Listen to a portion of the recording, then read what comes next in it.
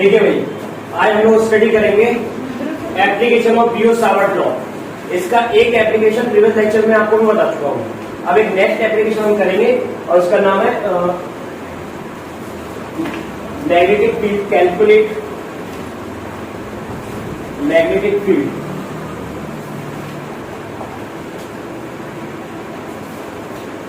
Due to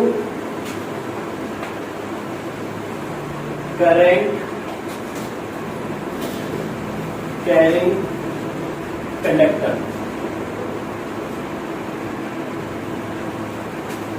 calculate magnetic field due to long current carrying conductor. Okay, अब ये हमारे पास एक करंट कैरिंग कंडक्टर है यहां पर। This is a long current carrying conductor. इसको मैंने नाम दे दिया एक्स वाई। ठीक है, इसमें कुछ करंट फ्लो हो रही है, वो करंट है मान लीजिए आई। ओके, जब किसी कंडक्टर में करंट फ्लो होती है तो उस करंट के कारण उसके आसपास एक मैग्नेटिक फील्ड प्रोड्यूस हो जाता है। अब वो मैग्नेटिक फील्ड हमको निकालना है कि इस लॉन्ग करंट कैरिंग कंडक्टर के कारण कितना। तो हमने क्या किया, एक डिस्टेंस लिया, वो डिस्टेंस इस कंडक्टर पे आर है और आर डिस्टेंस पर एक पॉइंट पी लिया हमने। इस पॉइंट पी पर हम इस कंडक्टर के कारण क्या निकालना चाहते हैं, मैग्नेटिक फील्ड निकालना चाहते हैं। ठीक है भाई, ओके। चलिए, अब हम एक बात यहाँ से कि जब किसी कंडक्टर में करंट फ्लो होती है तो मैग्नेटिक फील्ड तो हर जगह बनता है। यहाँ भी मैग्नेटिक फील्ड है, यहाँ पर भी है, यहाँ पर भी है, हर जगह मैग्नेटिक फील्ड है। तो इसका मतलब ये है कि अगर इस पॉइंट पी की लोकेशन को हम पास या दूर करेंगे तो इस कंडक्टर के कारण मैग्नेटिक फील्ड में क्या आ जाएगा, चेंज आ जाएगा। ओके, अच्छा, अब एक और चीज सुनिए जरा। ये जो पॉइंट पी है, ये पॉइंट पी को अगर मैं इतने ही डिस्टेंस पर यहां देता हूं, ठीक है, और इतने ही डिस्टेंस पर यहां देता हूं या इतने डिस्टेंस पर यहां देता हूं या यहां देता हूं, तो मैं क्या देखता हूं कि इस पॉइंट पी के लिए आर डिस्टेंस पर हर लोकेशन पर मैग्नेटिक फील्ड डिफरेंट आ रहा है। तो मैं कैसे कैलकुलेट करूंगा कि यहां पर मैग्नेटिक फील्ड इस पूरे कंडक्टर के कारण ठीक ठीक बैठे। तो उसके लिए मैं क्या करता हूं, इस पी का एड्रेस बताता हूं आपको। किस तरह से एड्रेस बताता हूं, वो भी एंगल के बेसिस पर। ठीक है, तो अब हमने क्या किया, ये जो पी हमारा है वो इस कॉर्नर से मान लीजिए 5 एंगल पर है। कितने एंगल पर है, 5। ठीक है, तो इस पी का हम एड्रेस बता रहे हैं। एड्रेस क्यों बता रहे हैं, क्योंकि हम ऊपर नीचे ले जाते हैं तो हम देखते हैं कि मैग्नेटिक फील्ड में चेंजेस आते हैं। ओके, तो अगर हम यहाँ लेंगे और यहाँ पे ये एंगल को देखेंगे तो मैग्नेटिक फील्ड कितना, यहाँ लेंगे फिर एंगल को देखेंगे तो मैग्नेटिक फील्ड कितना। तो पॉइंट पी पर कितना मैग्नेटिक फील्ड है वो किससे डिसाइड करेंगे हम, एंगल। तो उसको किस भाषा में लिखेंगे, एंगल की भाषा में। इसी तरह से ये वाला पॉइंट इस कॉर्नर से भी कुछ डिस्टेंस पर होगा, वो डिस्टेंस हमने मान ली, उसको हम नाम देंगे ϕ2। तो इस एंगल का नाम क्या दे दिया, ϕ2। तो ϕ1 और ϕ2 क्या है, एड्रेस है पी का, किससे, करंट कैरिंग कंडक्टर। इतनी बात समझ में, ठीक। इसके बाद अब हमारे पास गिवन क्वांटिटी क्या क्या है, तो हमारे पास गिवन क्वांटिटी है ϕ1 ϕ2 एंड r, और हमको इसको सॉल्व करके इसी फॉर्मेट में इसको लेकर आना है। इसकी लैंग्वेज में ϕ1 ϕ2 और r की लैंग्वेज में, क्योंकि हम आपको ये सिखा रहे हैं कि ϕ1 ϕ2 में चेंज होने से पी की पॉइंट पी पर मैग्नेटिक फील्ड की वैल्यू में चेंज आता है, तो हमको फॉर्मूला भी उसी फॉर्म में चाहिए। अच्छा, दूसरी चीज, अब ये जो करंट फ्लो हो रही है इससे कितना मैग्नेटिक फील्ड बनेगा वहां पर, उसको कैलकुलेट करने के लिए हमारे पास क्या रास्ता है, तो हमारे पास एक ही रास्ता है, वो भी कौन सा, बियो-सावर्ट लॉ। तो बियो-सावर्ट लॉ से हम इस पॉइंट पर क्या निकालना चाहते हैं, मैग्नेटिक फील्ड। ओके, तो बियो-सावर्ट लॉ के लिए हम क्या करेंगे, ये जो इतना बड़ा कंडक्टर है इसको एक छोटे से एलिमेंट में हम डिवाइड कर लेंगे और उसी एलिमेंट का नाम लोअर क्या रखा है, करंट एलिमेंट, आईडीएल। तो वो एलिमेंट मैं यहां मान लेता हूं लाइक दिस, वो एलिमेंट हमारा यहां पर है।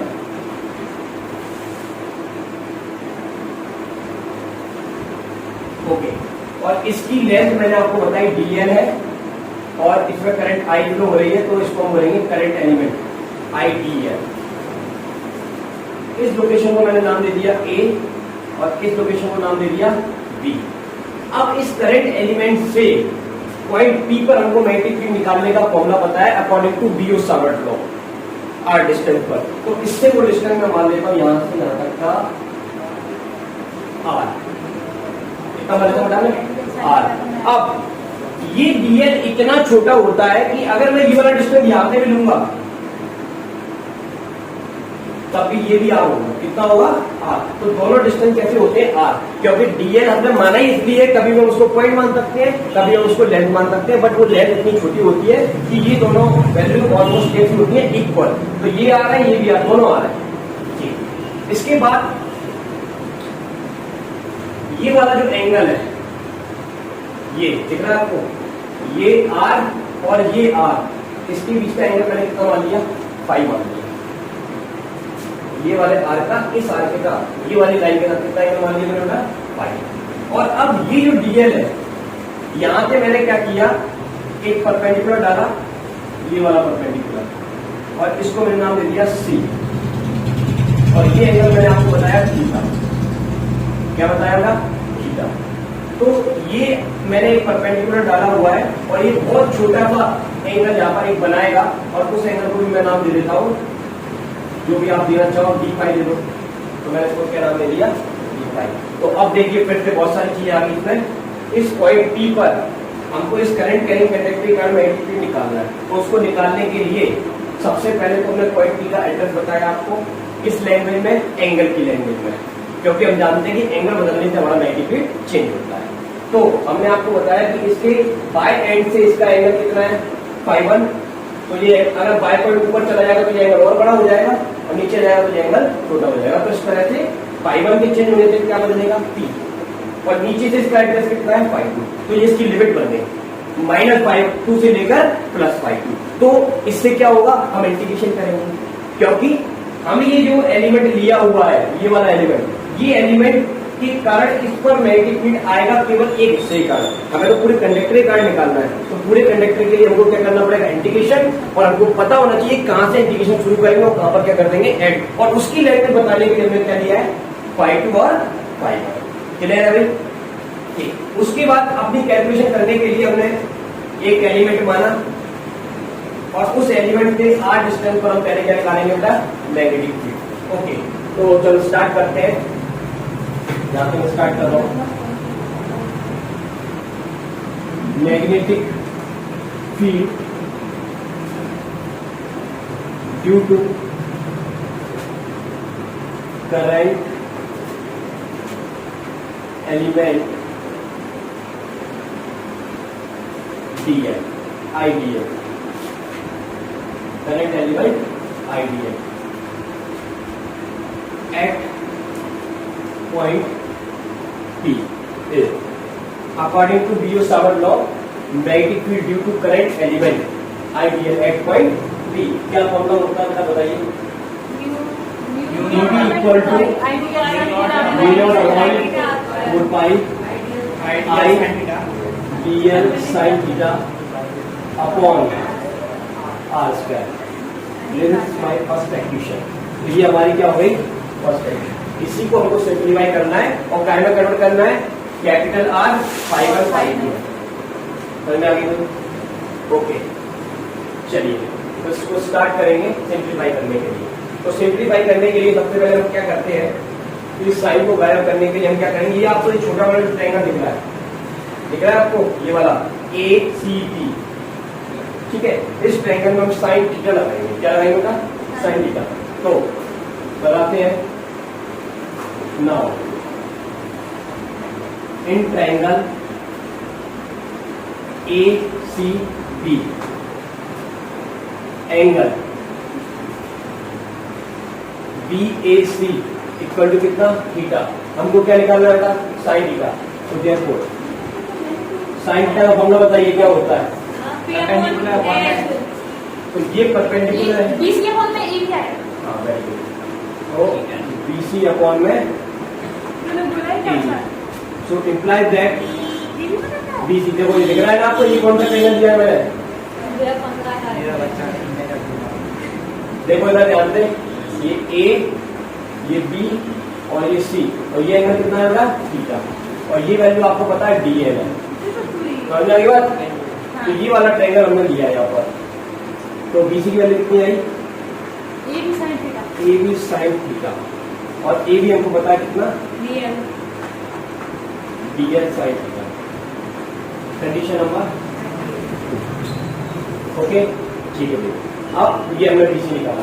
अब ये जो बीसी है, अब ये छोटा वाला आपको एक ट्रायंगल दिख रहा है यहाँ पर, बी सी पी, इसमें हम एंगल का फॉर्मूला लगाएंगे क्योंकि ये दोनों वैल्यू एक दूसरे के इक्वल है। तो इस सिचुएशन में साइन थीटा tan थीटा ये भी एक ही के बराबर हो जाते हैं, इसलिए हम एंगल का फॉर्मूला लगा देंगे। तो एंगल का फॉर्मूला लगाना है इसको वहां पर। नाउ इन ट्रायंगल दिख रहा होगा आपको बी सी पी, ठीक है। इसमें आप क्या लगाओगे, एंगल। एंगल का फॉर्मूला बताइए, आर्क अपॉन रेडियस, रेडियस। तो जब एंगल वेरी स्मॉल होता है तो हम कौन सा फॉर्मूला लगाते हैं, एंगल का। एंगल का क्या होता है, आर्क अपॉन रेडियस। एंगल हमें कितना गिवन है, d5। आर्क कितना है, BC, दिख रहा होगा आपको। देखो ये C है आपका, ये B है, और ये एंगल क्या है, d5, और यहाँ पर क्या है आपका P, और ये डिस्टेंस कितनी है, R। तो बताइए कितना आ गया, राइट। तो इम्प्लाई दैट करके BC की वैल्यू कितनी है, R into d5। Condition number 3। Now from equation second and third,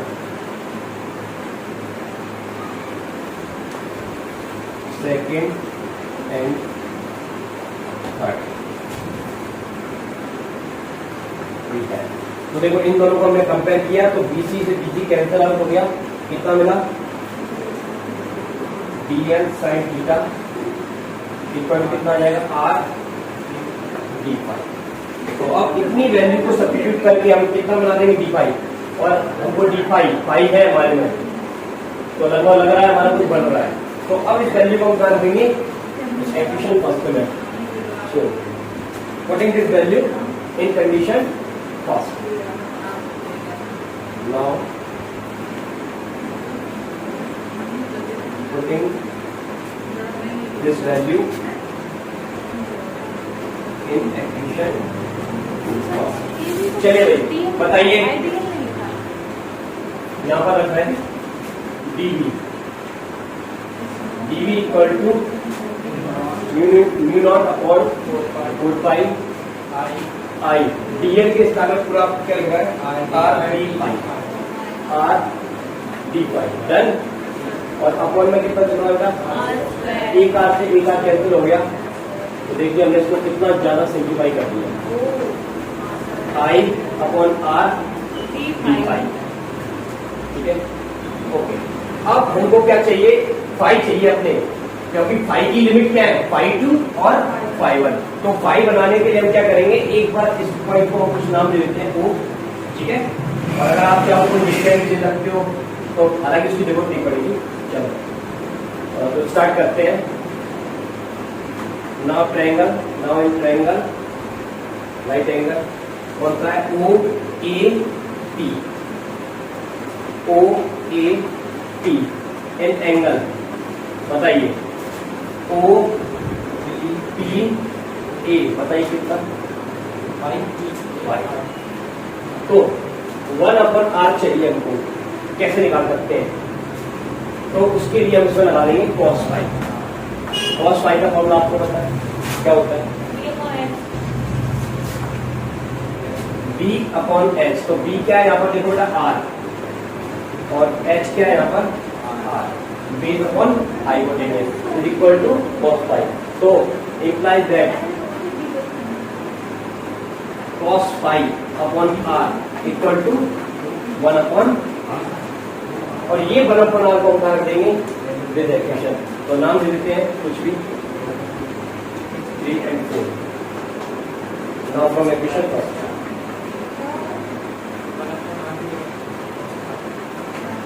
equation 4, okay. तो अब देखिए dv equal to mu nought upon 4 pi done, और I 1/r लिखा हुआ बेटा यहाँ पर, तो 1/r के स्थान में क्या आ जाएगा, वो आर को मैं जानता हूँ, कोई दिक्कत है? और सामने क्या चल रहा है? D phi. इनका मतलब मत कर देना, ये cos फाई का एंगल है, नहीं तो आप फाई को अलग समझ लो और इसका मतलब ऐसा मत करना, ठीक है? तो ये हमने सिंप्लीफाई किया और ये हमारा आ गया इक्वेशन नंबर 5। तो अब हमने इसको आर, आई और फाई की भाषा में इसको कन्वर्ट कर दिया, ये हमारा टारगेट था। समझा की बात? अब ये एक एलिमेंट निकाला है, हमको पूरे कंडक्टर का निकालना था, वो क्या करना है? इंटीग्रेशन है। So total magnitude therefore n minus sine नहीं टोटल डिफरेंशिएशन हो गया माइनस साइन नेगेटिव फील्ड पता है नहीं होता कुछ तो कौन है? Due to cross sign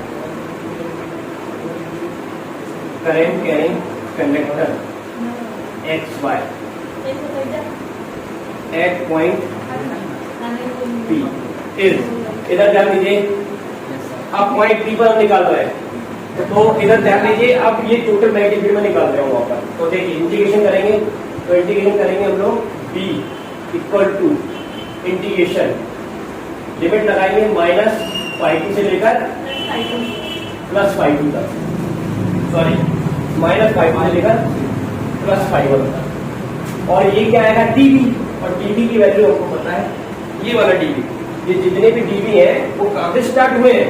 minus phi से लेकर फाई तक, तो यहाँ पर क्या लिखूंगा मैं? dB। तो इस dB के स्थान पर मैं क्या लिखना चाहता हूँ? ये वाली वैल्यू, तो मैं डायरेक्ट लिख रहा हूँ, ठीक है ना? तो मैं डायरेक्ट लिख रहा हूँ यहाँ पर, ये दिया है हमको mu nought upon 4 pi I upon R cos phi into 3 pi. आज ये इधर ध्यान दीजिए, ये हमारा आ गया। इसके बाद इसका इंटीग्रेशन करना है, और r कांस्टेंट है, i कांस्टेंट है, सब कुछ कांस्टेंट, इसको मान निकाल देंगे। तो b equal to v0 upon 4 pi i upon r, integration केवल किसका होना है? cos फाई का। चलो बताओ भाई, cos फाई का इंटीग्रेशन क्या होता है? माइनस साइन का। तो इसको कर रहे हैं यहाँ पर v0 upon 4 pi i upon r, इसका आ जाएगा minus sine phi. Okay, no cos phi का प्लस साइन फाई होता है क्या?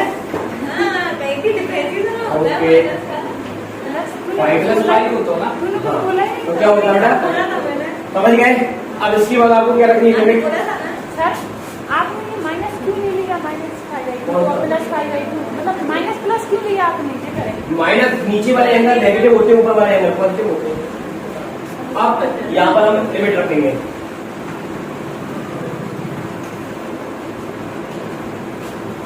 देखो साइन फाई 1 के स्थान पर upper limit phi 1 plus five sine five by two हो फिर जाएगा, माइनस होता है फॉर्मूले का, लेकिन उधर फिर माइनस साइन माइनस फाई 2, और साइन का माइनस बाहर निकलता है तो ये प्लस हो जाएगा। तो ये हमारा फॉर्मूला आ चुका है mu nought upon 4 pi I upon R sine phi 1 plus sine phi 2। तो ये हमने फॉर्मूला बनाया, काफी इंपॉर्टेंट फॉर्मूला है कि लॉन्ग करंट कैरिंग कंडक्टर के कारण किसी लोकेशन पर मैग्नेटिक फील्ड निकालने का फॉर्मूला क्या होता है? B equal to mu nought upon 4 pi I upon R sine phi plus sine phi 2, और फाई 1 फाई 2 ये क्या होते हैं? P का एड्रेस होते हैं, कि कहाँ से स्टार्ट हुआ, कहाँ पे क्लोज हुआ, और यूनिट आपको पता है वेबर पर मीटर स्क्वायर या फिर टेस्ला। ओके, इसको मैं एक बार फिर से रिपीट करता हूँ, फिर इसके स्पेशल केसेस देखिए। चलिए देखिए, इस क्वेश्चन को बनाने के लिए सबसे पहले आपको क्या करना है? इधर कंसेप्ट ध्यान दीजिए बेटा। सबसे पहले इस पूरे कंडक्टर का एक एलिमेंट आप लोगे, दिस इज करंट एलिमेंट, उसको नाम दिया AB। अब इस AB के कारण मैग्नेटिक फील्ड निकालने का तरीका हमको बियो-सावर्ट लॉ ने बताया, ये इस फॉर्मूले के अनुसार। उसके बाद इसी फॉर्मूले को सिंप्लीफाई करके हमको I, R और फाई की भाषा में इसको क्रिएट करना है, बनाना है, ड्राइव करना है। तो उसके लिए सबसे पहले हम इसको सॉल्व करेंगे। तो सबसे पहले छोटे वाले ट्रायंगल में आपको लगाना है साइन थीटा, फिर ये स्मॉल एंगल में लगाना है आपको एंगल का फॉर्मूला। तो ये छोटा है ना, तो ये दोनों वैल्यू बराबर है, इसलिए इसमें क्या लगाएंगे? एंगल। क्योंकि आप साइन लगाओ या टेन लगाओ, बात एक ही है, या एंगल का फॉर्मूला लगाओ, तीनों चीजें। अगर आपका एंगल वेरी स्मॉल है, तो उस सिचुएशन में साइन थीटा, टेन थीटा और एंगल तीनों के एक ही फॉर्मूला होते हैं। ठीक है, इसलिए हम इसमें क्या लगा देंगे, एंगल। टेन और साइन का यूज नहीं करेंगे। ओके, तो यहाँ पर एंगल का फॉर्मूला लगाया, तो एंगल का फॉर्मूला लगाकर इसको बीसी की मात्रा बना लिया, इसको भी बना लिया, इन दोनों को कंपेयर किया, ये आ गया। इसके बाद इस वैल्यू को हमने फर्स्ट एक्शन में रखा, ये आ गया। उसके बाद एक स्टेप और सॉल्व करनी थी, तो ये बड़ा वाला ट्रायंगल दिख रहा है OPA में, इसमें हमने cos फाई लगा दिया, तो ये आ गया। उसके बाद इसको यहाँ रखा और सॉल्व किया, और उसके बाद लास्ट में इंटीग्रेशन कर दिया, और ये आपका आ गया। समझ में आया? चलिए अब इसके कुछ स्पेशल केसेस देखिए, इधर ध्यान दीजिए सभी लोग। अब इसके कुछ स्पेशल केसेस कर रहे हैं।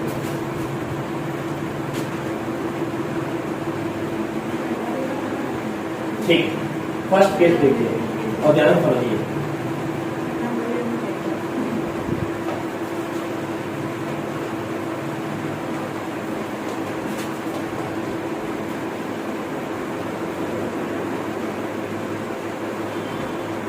ओके, हमारा P इज अ पॉइंट, ठीक है, P एक पॉइंट है जो कंडक्टर के वेरी क्लोज है। तब क्या होगा, तो देखिए अब इस चीज को जरा ध्यान से, अब मैं इसको थोड़ा खराब कर रहा हूँ। ये वाला पॉइंट P जो यहाँ पर है और ये एंगल बना रहा है, अगर ये पॉइंट P को मैं यहाँ ले लूंगा, तो ये एंगल और ये एंगल दोनों में क्या डिफरेंस है, ये एंगल बड़ा है या ये एंगल बड़ा है? बड़ा वाला एंगल है, ये वाला एंगल बड़ा है। इसको और पास ले लिया, तो ये बड़ा है या ये बड़ा है? तो आप क्या समझ रहे हैं कि जैसे पॉइंट P कंडक्टर क्या है, क्योंकि कंडक्टर तो लॉन्ग है, काफी लंबा कंडक्टर है, और P उसकी नजदीक आता जाएगा, तो ये एंगल क्या होता जाएगा बेटा, बड़ा होता जाएगा। तो ये किसको अप्रोच कर रहा है, 90। तो मान लेते हैं कि ये जो हमारा XY कंडक्टर है, इसमें पॉइंट P वेरी क्लोज है यहाँ पर, तो उस सिचुएशन में ये एंगल ऑलमोस्ट कितना हो जाएगा, 90। तो ये एंगल भी कितना होगा, 90, याद रहेगा। चलिए, तो ये सिचुएशन आएगी, तो आपको ∅1 ऑलमोस्ट कितना मानना है, 90 अप्रोच, एंड ∅2 भी कितना लेना है, अप्रोचिंग 90। देन मैग्नेटिक फील्ड का फॉर्मूला बताइए, वो लिखा है सामने, B equal to μ0/4π I/R sin 90 plus sin 90। sin 90 कितना होता है बेटा, 112 हो गया।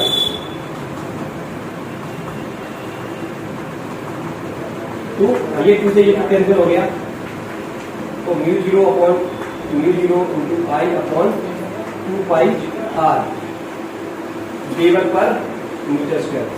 तो ये मैग्नेटिक फील्ड का फॉर्मूला आ गया। अगर आपको पूछा जाता है कि P is close to the conductor, तब आपको मैग्नेटिक फील्ड निकालना है, तो आपको यहाँ पर करना है।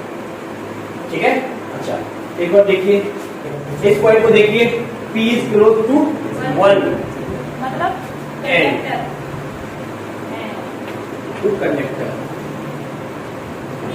ठीक है, तो P कहां पर है, इस कंडक्टर के एक एंड के बहुत नजदीक है। तो आप इसको जरा ध्यान समझना। देखो, अगर ये पॉइंट P ऐसे इसके पास चला गया, ठीक है, ऐसे चलता गया यहां तक चला गया, तो ये वाला जो एंगल है, देखिए ये पॉइंट P के पास जाने से एंगल चेंज हो रहा है कि नहीं हो रहा है? तो ये वाला ∅1 जो होगा वो ऑलमोस्ट क्या हो जाएगा, 0 को अप्रोच करेगा, बट ये हमेशा कितना रहेगा, ये तो 90 रहेगा। देखो कितना रहेगा, 90। तो जब ये वाली सिचुएशन है, P is close to 1 end to conductor, तब ∅1 किसको अप्रोच कर रहा है, 0 को, एंड ∅2 कितना है, 90। अब बताइए मैग्नेटिक फील्ड कितना, फॉर्मूला यूज करेंगे,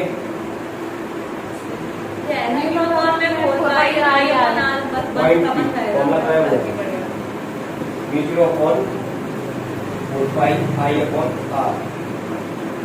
sin फाई कितना है, 0 प्लस sin 90। तो ये कितना हो गया बेटा, 1, और ये कितना हो गया, 0। तो आपका आंसर आ गया B इक्वल टू μ0/4π I/R। अब जरा इसमें देखिए, इसको मैं इस तरह से लिख रहा हूं, B end equal to 1/2 B centre. ठीक है, ओके। तो जब पॉइंट बी वेरी क्लोज होता है और कंडक्टर के सेंटर में होता है तो ये जो मैग्नेटिक फील्ड होता है एंड पर, वो मैग्नेटिक फील्ड सेंटर में मैग्नेटिक फील्ड का क्या होता है, हाफ टाइम्स होता है।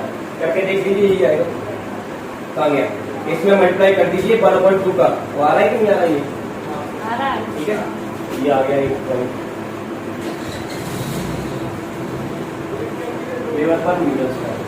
ओके, अब इस पॉइंट को देखिए बेटा, P is on the axis of conductor.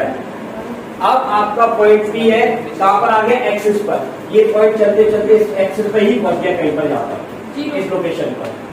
ठीक है, तो ∅1 कितना 0, बट ∅2 कितना 180।